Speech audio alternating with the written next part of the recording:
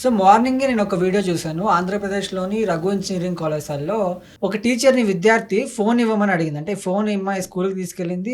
ఆ ఫోన్ నాకు తిరిగి ఇవ్వమని అడిగితే ఆమె ఇవ్వనన్నది. హ్మ్. ఇవ్వనందని చెప్పేసి ఇస్తావా లేకపోతే చెప్పుతో కొడతా అని చెప్పేసి చెప్పుతో కొట్టింది. హ్మ్. చెప్పుతో కొట్టిన తర్వాత లా భాష యూజ్ చేసి అంటే మనం మాట్లాడుకోవడానికి కూడా ఇబ్బందికరమైన భాషను యూజ్ చేసి టీచర్‌ని అన్నది. సో వీళ్ళిద్దరూ ఒకరికొకరు పరస్పరంగా దాడికి పాల్పడ్డారు. అంటే ఎలా చూడాలి ఈ ఇన్సిడెంట్‌ని? లీగల్‌గా మనకెలాంటి ప్రొసీడింగ్స్ ఉంటాయి? ఎందుకంటే ఒక టీచర్‌ని చెప్పుతో కొట్టడం అనేది ఎంతవరకు కరెక్ట్ అంటారు? ఫస్ట్ థింగ్ ఏందంటే, మన సాంప్రదాయం ప్రకారం మనం గురువులని రెస్పెక్ట్ జేయాలి. గురు బ్రహ్మ, గురు విష్ణు అంటాం. సో, ఏంటంటే ఇక్కడ ఈ కాలం పిల్లలకి ఎట్లా అయిపోయిందంటే, అసలు స్టూడెంట్స్‌కి ఎట్లా అయిపోయిందంటే, అసలు వాళ్ళ టీచర్స్ గానీ, చదువు చెప్పే లెక్చరర్స్ గానీ, ప్రొఫెసర్స్ కానీ ఎవ్వరు కూడా అసలు రెస్పెక్ట్ అనేది ఇవ్వట్లేదు. బట్ కీపింగ్ దట్ అపార్ట్ ఏంటంటే, ఇప్పుడు ఆ అమ్మాయి ఇప్పుడు ప్రతి ఒక్క ఇన్‌స్టిట్యూషన్‌లో ఒక్కొక్క రూల్ ఉంటది. అది ఇన్‌స్టిట్యూషన్, ఎడ్యుకేషన్ ఇన్‌స్టిట్యూషన్ కావచ్చు, లేకపోతే ఆఫీసే కావచ్చు, ఫోన్ డిపాజిట్ చేసుకుంటారు. ఫోన్స్ అలౌడ్ లేదు. వాళ్ళ ఇన్‌స్టిట్యూషన్ రూల్ అది. సో, అట్లా ఫోన్ ఇవ్వాలి, ఇవ్వద్దు అనేది ఇష్టం. ఇన్‌స్టిట్యూషన్ యొక్క ఇష్టం అది. ఒకవేళ ఇన్‌స్టిట్యూషన్ వద్దు అంటుంది అంటే, అక్కడ కాలేజ్‌లో వాళ్ళు ఇచ్చేది ఎందుకు? మొబైల్ వల్ల డిస్టర్బ్ అయితది. మొబైల్ వల్ల డిస్ట్రాక్షన్ ఉంటది అని చెప్పేసే కదా! వాళ్ళకి మొబైల్ వద్దు అని చెప్పేసి తీసుకుంటున్నారు. వద్దు అన్నప్పుడు స్టూడెంట్స్ ఏదైనా రూల్ పెడితే వినాల్సిందే.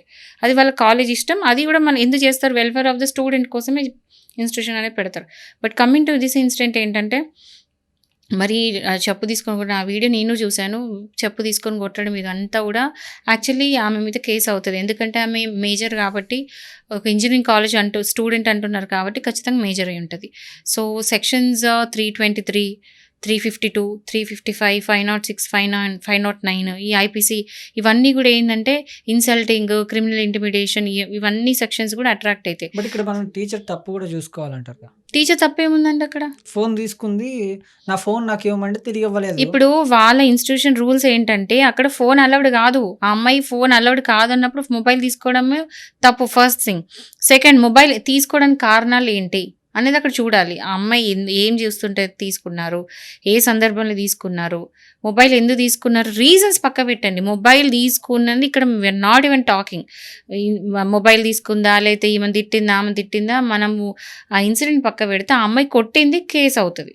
అమ్మాయి కొట్టింది టీచర్‌ని, చెప్పు తీసుకొని కొట్టింది కాబట్టి, ఇక్కడ ఏమైతుందంటే సెక్షన్ 23 ఐపీసీ అట్రాక్ట్ అవుతది.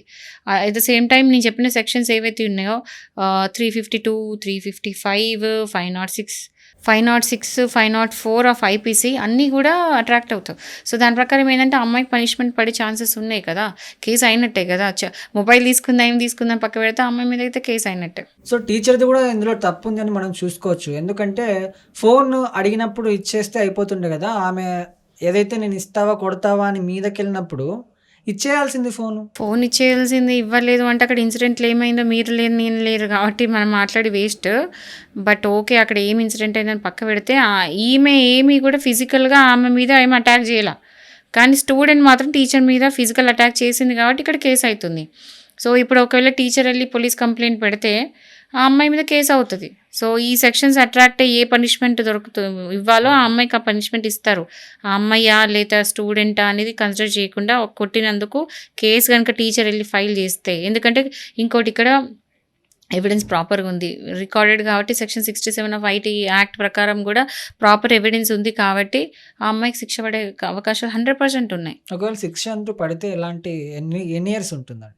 ఒకవేళ గనక ఆ అమ్మాయి మీద పడిన కేస్ గనుక రుజువైతే ఎవిడెన్స్ అయితే ఎట్లా ప్రాపర్‌గా ఉంది. ఒకవేళ అవన్నీ ప్రూవ్ అయితే మాత్రం ఆమెకి 3 ఇయర్స్ వరకి పడే అవకాశం ఉంది పనిష్మెంట్. సో, అమ్మాయి మేజర్ గాబట్టి ఈ అమ్మాయికి శిక్ష పడే అవకాశాలున్నాయి. ఒకవేళ మైనర్ అయితే? ఒకవేళ ఆ అమ్మాయి గనుక మైనర్ అయితే ఆమె జువెనైల్ యాక్ట్ కింద ఏ సెక్షన్స్ ఉంటే ఆ సెక్షన్స్ కవర్ అయితాయి. బట్ ఆమె ఇంజినీరింగ్ చదువుతుంది కాబట్టి నాకు తెలిసి మేజర్ అయి ఉంటది. సో, అవన్నీ ఆమెకి మొత్తం బీఎన్ఎస్ యాక్ట్ ఏవైతే చెప్తుందో ఆ బీఎన్ఎస్ యాక్ట్ అన్నీ కూడా కవర్ అవుతాయి. ఆ సెక్షన్స్ అన్నీ కవర్ అయ్యి దాని ప్రకారమే పనిష్మెంట్ కూడా పడుతుంది. ఏదేమైనప్పటికీ ఒక గురువు అంటే మనం ఇందాక మేడం చెప్పినట్టు తల్లి, తండ్రి, గురువు, దైవం అని ఎంత రెస్పెక్ట్ ఇస్తామో, అలాంటి గురువు మీద మనం కొట్టడం పక్కన పెడితే చెప్పుతో కొట్టడం అనేది ఇంకా పెద్ద అంటే ఎలా చెప్పాలి నేరం కంటే ఎక్కువగా భావించొచ్చు. దయచేసి స్టూడెంట్స్ ఎవరు గూడా అలా అంటే ప్రలోభాలకు పోయి ఎక్కువగా ఇలా దాడి చేయడం అనేది కరెక్ట్ కాదు.